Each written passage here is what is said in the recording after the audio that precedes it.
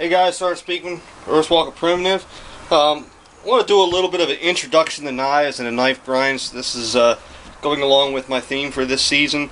Videos for beginners and newbies and people who are out looking for knives for the first time, trying to decide what to buy, what they need to get.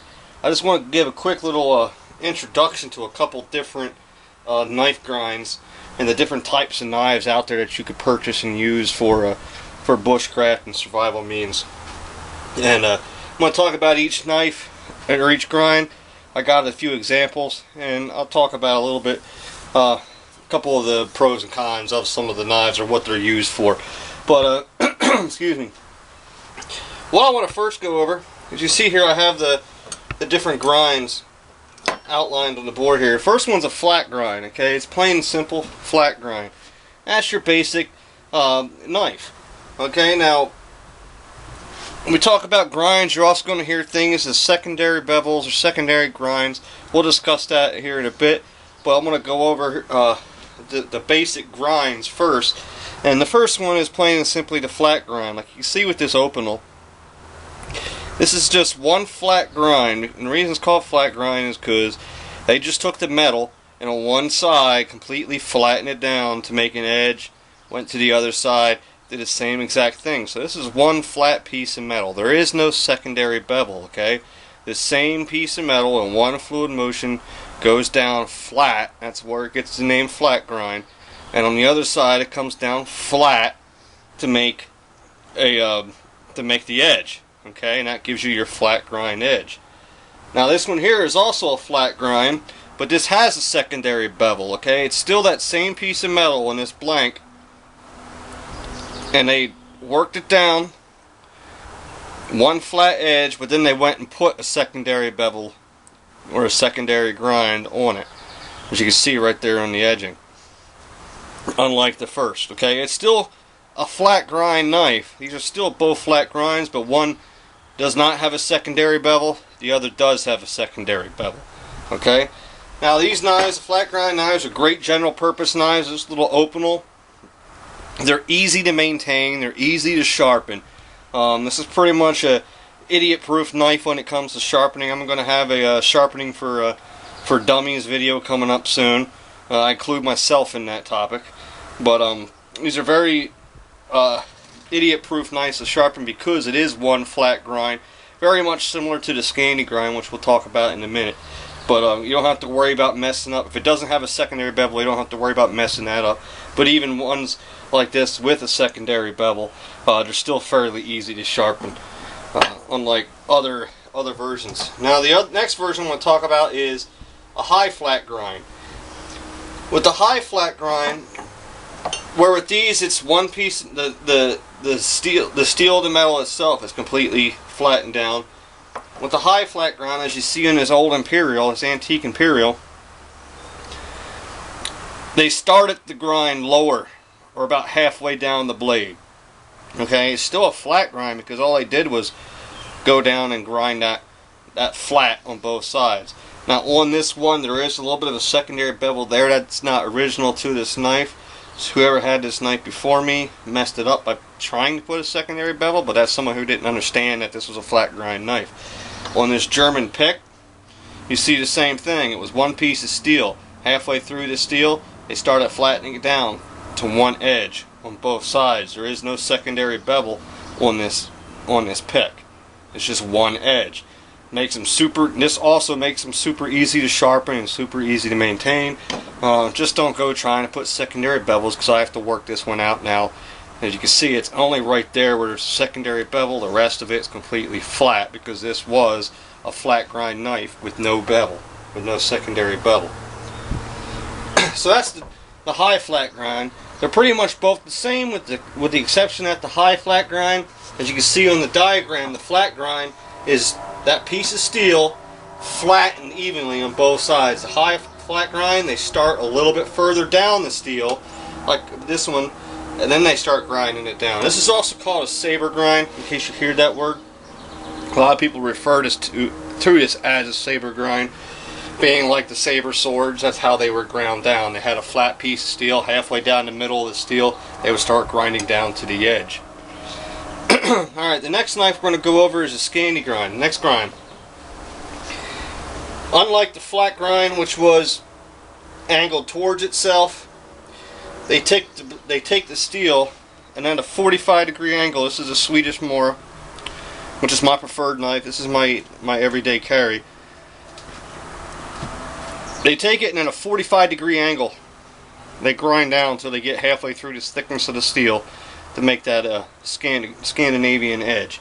As you can see on the diagram, it's not as high up as the flat grind is, because a flat grind, you gotta remember, a flat grind is almost the entire blade of the steel, whether it's the high flat grind or it's a straight flat grind with the whole steel. The Scandi grind, it comes down to, I don't know the exact mechanics of how they design it. That's not what this is. This is just the basics. But at the end of the blade, at the bottom edge of the blade, they start running at 45-degree angle.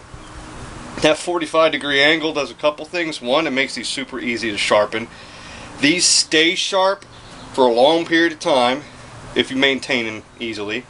And the sharpness and the workability of these knives are what make this type of grind so famous and so popular amongst bushcrafters and wood carvers, with the way that it just cuts through and notches through wood. That's what this grind is used a lot for. Is for out in bushcraft, for using it for woodworking and notching through wood and carving wood. Are easy to damage the blade, but easy to maintain. The flat grinds themselves too. One thing I need to back up and mention, like with this Opinel, because of the grind, and depending on the size of the knife, like this larger Imperial, obviously it's a thicker, harder piece of steel. It's not going to damage as much, but the thinner the knife, because of that flat grind, being it ground down on both sides to a flat, that means this blade is extremely thin. This can do light notch work and light carving, but any kind of heavy duty work, you run the risk of snapping it and breaking it. I already broke the tip and have to re-tip the tip of this knife, just doing a drill cut, and we'll actually do a video later on re-tipping a knife.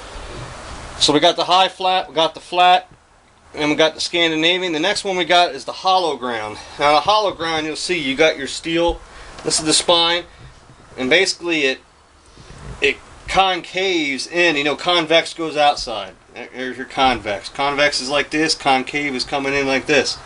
So it's thinning out the metal before you get to the blade. And this buck skinner, this is a buck. I'm not sure the exact nomenclature. It's a fairly new one. It came out maybe two years ago. 143. I'm not sure exact nomenclature, but it's a decent knife. I've been carrying this one for a while. You can see by the blade how it's convex, or it's concaved. Okay, it's the hollow ground. It's almost like someone was trying to hollow out the steel. All right, and what that does is it takes. You have the spine, you know, the thickness of the spine, or whatever the thickness of your knife is. You know, it's thick and bulky. But when you take that knife and you hollow grind it out, that makes the blade portion of this knife extremely thin, extremely razor sharp. This does have a secondary bevel on it. Alright. You can flat grind that down. Ooh, extremely sharp. You can flat grind that down, or you can put a secondary bevel on it. But what this makes this knife great for is for slicing very easily. This is a Skinner, designed by Buck, and that's what a lot of your skinning knives that are specifically designed for skinning game are like this hollow ground, because that makes these extremely capable of skinning through flesh and skin, and it gives you a super thin blade, almost like a razor. But that's what the hollow ground does. Is the hollow grind just thins out the blade because you have all this steel. But if you want a thinner cutting edge, you don't want to lose having the stability and the strength of a full blank. You can hollow grind that blade out to make it a lot more thinner and more delicate on the edge. Alright, next one we're going to go over is the convex. So we already saw there's different uses according to whatever the blade was. You have your general purpose flat, you know, for your small little carving work and cutting. You have a high flat, which is just a stronger version of the flat grind. You have your Scandinavian, which is great for notching and doing some heavy work. I mean, I cut down trees with this. You can cut down. I cut down trees about that thick using this, knocking around the side of it. You got your hollow grinds, which are great for slicing and skinning. Now you got a larger blade of a knife, which is a convex. I got two here. This is the the K-bar, the ordinary K-bar. Now there is a secondary bevel on this K-bar. I put that on there purposely, which works out great for what I use this knife for. In original fashion, it does not have that secondary bevel, but it does have that convex edge to it. You can see that convex edge is a rounded, more of where all the other blades, you got your flat grinds, and like I said, you got your hollow grounds, which are hollow. The convex is more like the head of an axe. It's more chopping because that's what these are designed for. Here's one that I'm hand making. This is a convex edge that I ground into this with a file, and that's exactly what I did. I made a nice rounded edge. It's more blunt. It still has a very, very sharp edge, but it blunts out quicker, expands quicker, which makes this a great knife for chopping because that edge will cut into it, and then the shape of that convex shape of that blade will split that wood to pieces. So it's great for batoning, great for splitting or chopping through wood. Now, talk a little bit about the secondary bevels. You know, each of these knives don't have to have. Some come with secondary bevels, some don't. Scandinavian grind never will have a secondary bevel. That's just that one bevel. A true flat grind knife will never have a secondary bevel because it's just one piece. But you could take any of those blades and put secondary bevels in it, as I showed with the hollow ground, this flat grind knife, and then you have also this little Winchester. This little Winchester knife has a secondary edge. This is bordering. This is actually bordering on a hollow ground knife. It's a high flat grind, but it's really close to being. It looks like someone they designed it a little bit like a crossbreed between a hollow ground and a flat. But then this little Barlow is just a flat grind with a secondary bevel. Excuse me. So I just give you a couple basic different grinds that are out there. There's many more. There's all kinds of grinds. There's chisel tip. There's all different kinds of grinds, funky little grinds out there. I'm not trying to overwhelm you with any of that stuff.